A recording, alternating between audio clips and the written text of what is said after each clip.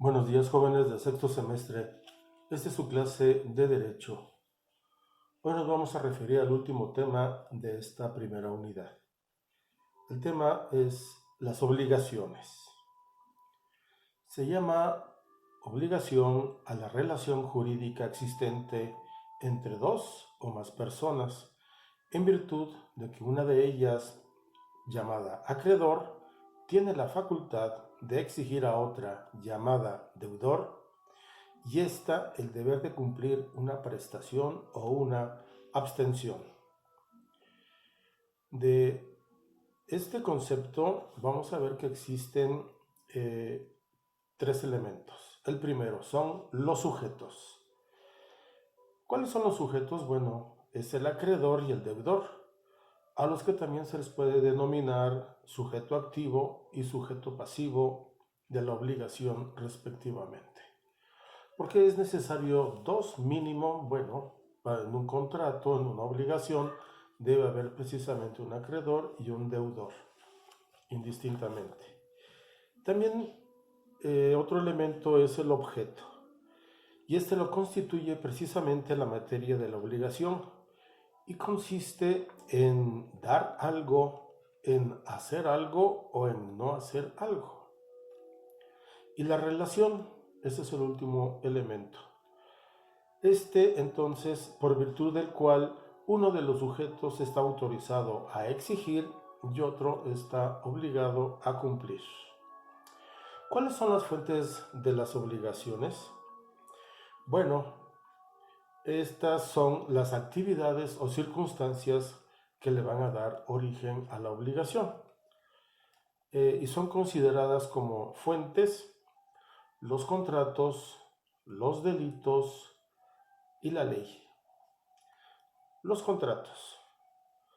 Hemos dicho ya con anterioridad que el contrato es un acuerdo de voluntades entre dos o más personas para crear o transferir determinadas obligaciones y derechos.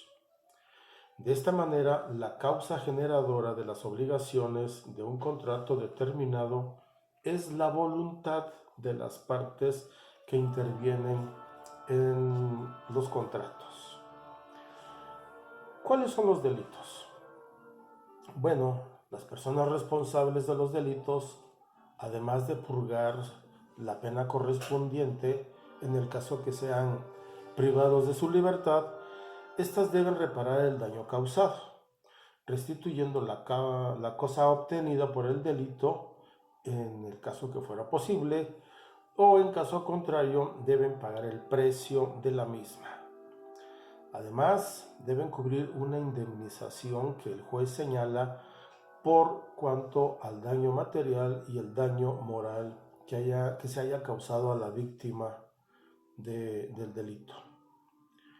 La otra fuente es la ley. En muchas ocasiones el contenido de la ley va a generar obligaciones a cargo de los sujetos que la misma señala. Vamos a poner un ejemplo. El padre de un menor de edad, si el menor de edad comete daños a terceras personas, daños materiales, el padre, la madre, los que ejerzan la patria potestad, deberán responder por los daños causados por el menor de edad. Obviamente, en caso de que el menor de edad hubiera cometido un delito, lesiones o privar de la vida a alguien, en ese caso el menor infractor tendrá que cumplir con la condena respectiva que le dicte el juez. Por último, para que los contratos sean válidos, es necesario que al celebrarse se reúnen los requisitos siguientes. Primero, la capacidad de las personas contratantes. Obviamente, un menor de edad no puede crear obligaciones ni mucho menos contratar nada. Número 2, la ausencia de vicios en el consentimiento. No puede obligarse a nadie, tiene que ser de manera voluntaria. Número 3, la licitud en el objeto o en el motivo y en el fin. Es decir, no puede haber contratos para generar actos ilícitos. Estos obviamente están al margen de la ley. Y por último, las formalidades prescritas por la ley para la manifestación del consentimiento. En algunos casos, dado que sea muy elevado el precio de la compraventa entonces se tiene que ir ante un notario, un fedatario, para que dé fe del contrato que se está celebrando y de la obligación. Vamos a ver la clasificación de los contratos. Estos contratos suelen clasificarse para su estudio de la siguiente forma: en unilaterales, en bilaterales, onerosos, gratuitos, conmutativos y aleatorios. Los contratos unilaterales. Aquí una sola de las partes se obliga hacia la otra. Por ejemplo, el contrato de donación. Este contrato consiste en que una persona llamada donante se obliga a transferir a otra gratuitamente una parte de sus bienes presentes. Los contratos bilaterales. Aquí ambos contratantes se obligan recíprocamente. El ejemplo es la compraventa, en que el vendedor se obliga a entregar la cosa vendida y el comprador se obliga a entregar el precio convenido. Los contratos onerosos. Estos son los que se pactan o se establecen provechos y gravámenes recíprocos. El ejemplo es un contrato de arrendamiento. Si en este caso, tanto el que va a rentar la casa tiene la obligación de entregarla y el que va a vivir, el arrendador, tendrá la obligación de cubrir el precio pactado por la renta. Los contratos gratuitos. En esta clase de contratos, los provechos son para una sola de las partes y los gravámenes son para la otra. Por ejemplo, el contrato de depósito gratuito, donde el depositario se obliga frente al depositante a recibir una cosa que éste le confía y le guarda para restituirla cuando le pida el depositante. Es decir, si ustedes confían en alguien, bueno, podría ser un banco también, voy y deposito mi dinero y cuando yo lo necesite o lo requiera, tu banco tiene la obligación de regresármelo. Los contratos conmutativos. Estos son aquellos que se prestan y las partes se obligan a hacer un intercambio y desde un principio se sabe lo que va a suceder.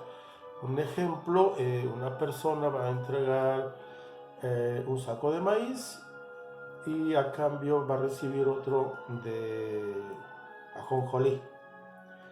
Esa es una permuta y es un contrato, obviamente. Y por último, los contratos aleatorios. Estos contratos aleatorios también son conocidos porque una de las partes va a contratar de algo que va a depender de un acontecimiento futuro e incierto. El ejemplo es el contrato de esperanza o la compra de esperanza.